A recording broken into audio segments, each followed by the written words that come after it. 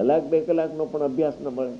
સવારે 9 વાગે નીકળે, લૂચ 2 રોટલી ખાઈને, રાતના 9 વાગે આવે.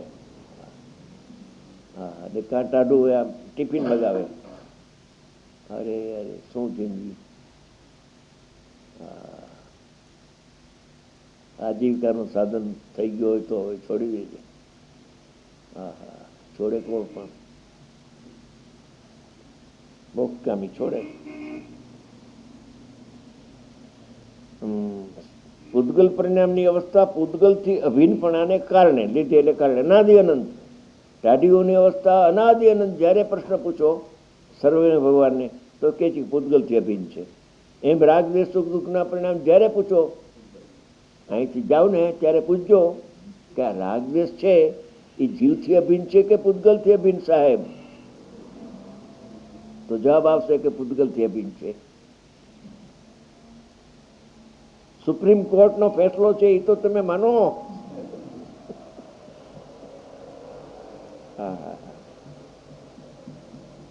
હા, એ તો કે સ્વચ્છંદ થઈ જાય. જો રાગ આત્મામાં ન થાય અને પૂતગલ ના હોય તો સ્વચ્છંદી થઈ જાય. અરે સ્વતંત્ર થઈ જાય. હા, સ્વચ્છંદ એ જ છંદ એનો નાશ થઈ જાય.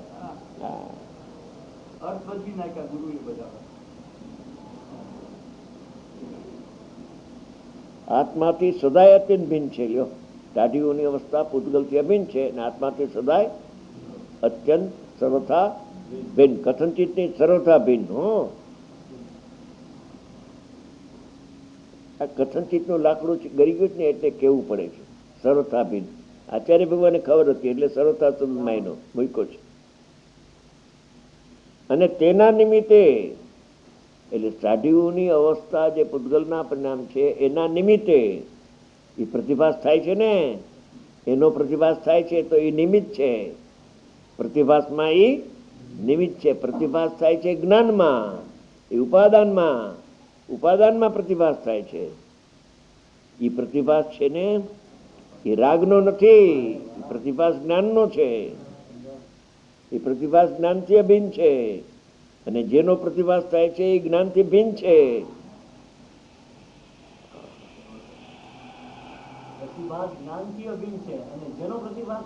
એ જ્ઞાનથી ભિન્ન છે, સર્વથા ભિન્ન છે.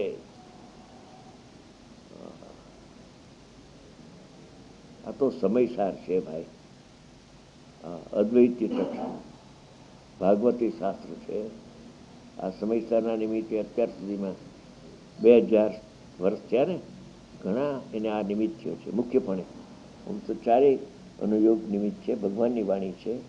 પણ દ્રવ્યાનો યોગ,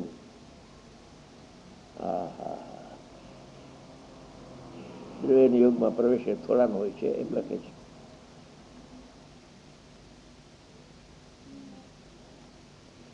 તેના નિમિત્તે થતો તે પ્રકારનો અનુભવ, જે ટાઢી હોય તો ટાઢી, ઊની હોય તો ઊની, એવું આ જ્ઞાન થાય છે. એની સન્મુખ થયા વિના અહીંયા જ્ઞાન થાય છે. કેમ કે પ્રતિભાસ થાય છે એમાં એને સન્મુખ, જ્ઞેયની સન્મુખ ન થવું પડે. અને જ્ઞાયકની સન્મુખ ન થાય તો પ્રતિભાસ થાય.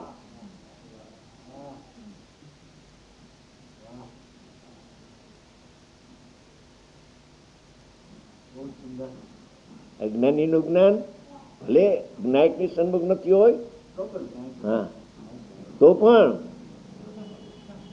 એને જે પ્રતિભાસ થાય છે રાગાદિનો શરીરનો, એની સન્મુખ થઈને પ્રતિભાસ નથી થતો. એની સન્મુખ થઈને જાણ્યું એ તો વ્યવહારના કથનો છે ભાઈ. હા હા, જ્ઞાનનો સ્વભાવ નિરાલંબી છે. પરના અવલંબન વાળું જ્ઞાન જીવને હોય નહીં. ઊંચી ઊંચી વાતો છે બધી.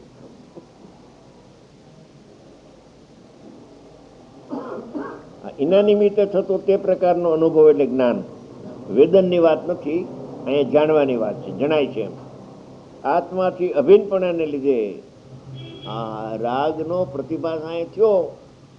એ પ્રતિભાસ છે એ જ્ઞાનથી અભિન્ન છે અને એ જ્ઞાન આત્માથી અભિન્ન છે. અને જેનો પ્રતિભાસ થાય છે રાગાદી શરીરનો મોટરનો, એ તો તદ્દન ભિન્ન છે, સર્વથા ભિન્ન છે.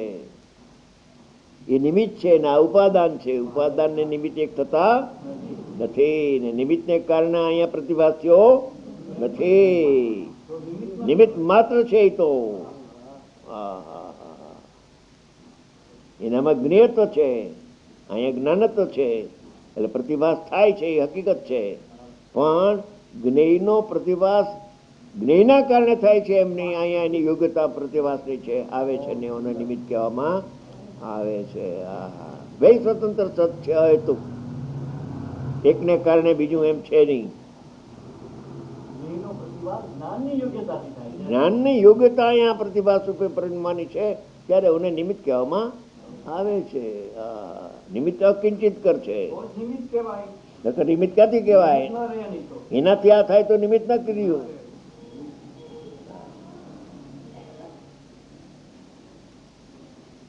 શાંતિથી અધ્યયન કરવા જેવું આ તો શાસ્ત્ર છે. તેના નિમિત્તે થતો તે પ્રકારનો અનુભવ આત્માથી અભિન્ન પૂતગલથી સદાય અત્યંત ભિન્ન છે. આ જ્ઞાન છે, જ્ઞાન છે એનું નિમિત્તપણું છે, પણ એ નિમિત્તથી ઉપાદાન સર્વથા ભિન્ન છે. તેવી રીતે દ્રષ્ટાંત પૂરો થયો. તેવી રીતે તે પ્રકારનો અનુભવ કરાવવામાં સમર્થ. હવે ઉમાં તો હા પાડી હતી, પછી આમાં હા પાડવી કઠણ લાગશે. જોજો, હવે તો કઠણ નહીં લાગે એમ લાગે. હા હા, રાગ પૂતગલના પરિણામ. ખરેખર આવી સતની વાણી એને સાંભળવા મળતી નથી. એવા પુણ્ય પણ પરવાડી ગયા છે જગતના. અનાદિ અનંત રાગ પૂતગલના પરિણામ છે. એક સમય માત્ર જીવના પરિણામ થયા નથી, થવા અશક્ય છે. કથનચિત કયો ને. હા, તારે શું કરવું છે? હવે થાક્યો નથી? હજી થાક નથી લાગ્યો તને? હા હા હા.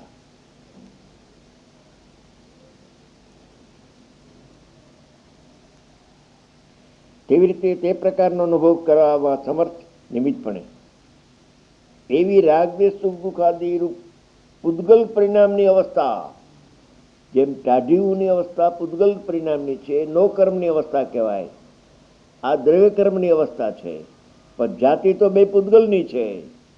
જાતિ બે, નો કર્મમાં અનુભાગ નથી રાગદ્વેષનો, પણ દ્રવ્ય કર્મમાં અનુભાગ છે.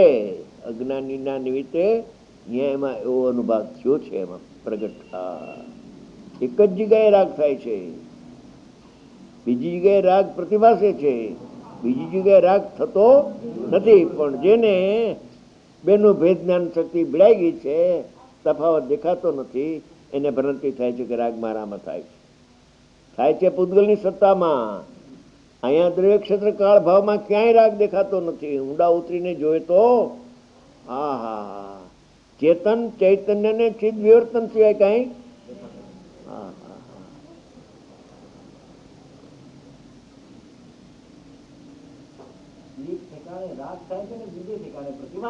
હા બસ.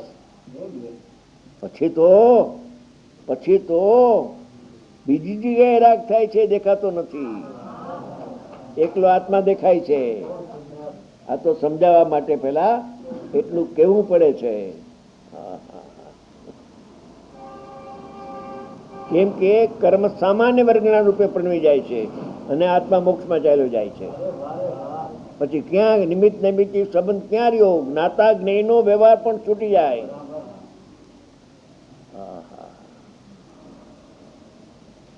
કિશોરભાઈ આમ હા પાડે છે. એ બધા હલવાઈ ગયા છે ફેક્ટરીમાં. આ કમલેશ ફેક્ટરીમાં હલવાઈ ગયું, નીકળવાનો પ્રયત્ન કરે છે. હા હા હા.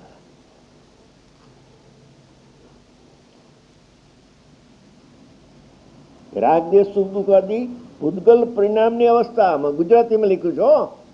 સંસ્કૃતનું ગુજરાતી છે, વાંચી શકે બધાય. પૂતગલ પરિણામની અવસ્થા પૂતગલથી અભિન્નપણાને કારણે ત્રણે કાળ અભિન્ન.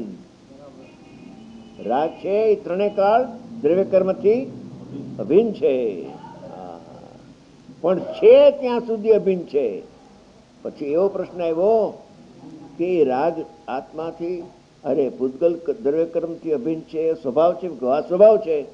તો પ્રશ્ન કર્યો કે તો કાર્બન વર્ગના રૂપે થઈ જાય છે ને, પણ એનામાં યોગ્યતા પડી છે પાછો અજ્ઞાની નિમિત્ત પામીને એમાં રાગ ઉત્પન્ન થશે દ્રવ્ય કર્મમાં. અહીંયા તો રાગ ઉત્પન્ન થવાનો જ.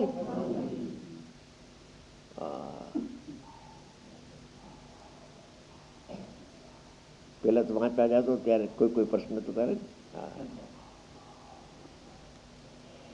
એવી રીતે તે પ્રકાર અનુભવ કરો.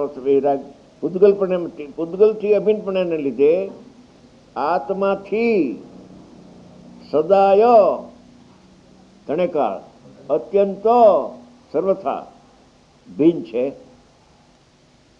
એ છે કે રાગદ્વેષ સુખ દુઃખ આદિ જે પરિણામ છે એ પૂતગલથી દ્રવ્ય કર્મથી અભિન્ન છે. એનો પ્રતિભાસ ભલે અહીંયા થાય છે, એટલી વાત સાચી છે, તો પણ એ આત્માથી સદાય અત્યંત ભિન્ન છે. કોણ? પૂતગલના પરિણામ. ચેતનના પરિણામ હોય તો કથનથી ભિન્ન ભિન્નનો પ્રશ્ન ઉભો થાય. હા હા, શું અધ્યાત્મ પરાકાષ્ઠા અમરચંદ્ર આચાર્યની! ઓહો હો હો, ગજબ કરી નાખ્યું.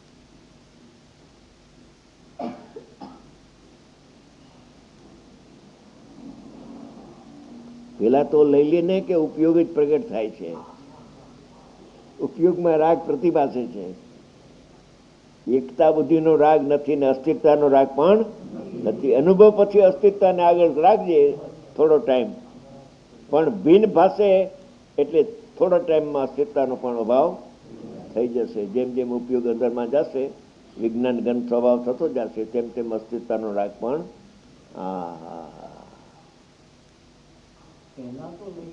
ઉપયોગ જ પ્રગટ થાય બધાને. અને એમાં સ્વપ્નનો પ્રતિભાસ બધાને થાય છે. એ ઉપયોગ જયારે આત્માને જાણે છે વિશેષ ભેદે, ત્યારે સમ્યક જ્ઞાન કહેવાય. અને પરનું લક્ષ કરે તો મિથ્યા જ્ઞાન થાય છે. એ ક્યાં લક્ષ કરવું એના હાથની વાત છે. સ્વતરફ વળવું કે પરતરફ આમ આમ જોવું એના હાથની વાત છે. આમ જાણે તો કામ થઈ જાય, આમ જાણે તો સંસાર છે.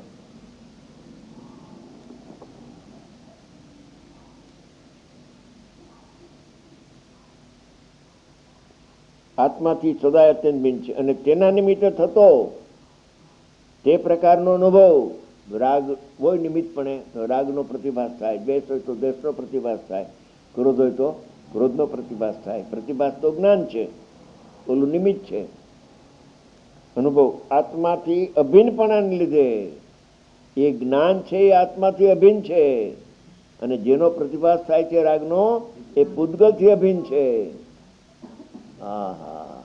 અહીંયા જ્ઞાન જેમાં પ્રતિભાસ થાય છે એવું જ્ઞાન, સ્વપ્નનો પ્રતિભાસ થાય છે એવું જ્ઞાન, એ જ્ઞાકાર જ્ઞાન એ આત્માથી અભિન્ન છે. અને ઓલું જ્ઞાકાર એ પૂતગલથી અભિન્ન છે, એનું જ્ઞાકાર.